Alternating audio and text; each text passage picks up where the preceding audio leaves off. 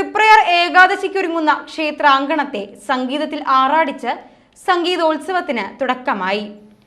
3 ദിവസം നീണ്ടു നിൽക്കുന്ന സംഗീതോത്സവത്തിൽ 100-ലേറെ പ്രതിഭകളാണ് പങ്കെടുക്കുന്നത്.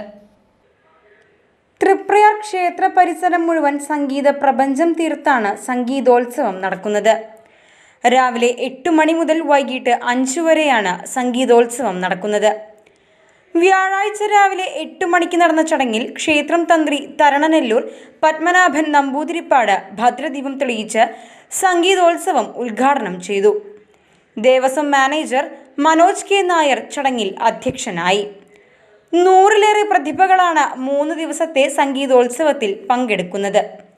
വൈകിട്ട് 5 മണിക്ക് മീനാക്ഷി എസ് വർമ്മ നയിച്ച സംഗീത കച്ചേരി അരങ്ങേറി. നവമി ദിനമായ ശനിയാഴ്ച വൈകിട്ട് 5-ന് സംഗീതോത്സവം സമാപിക്കും.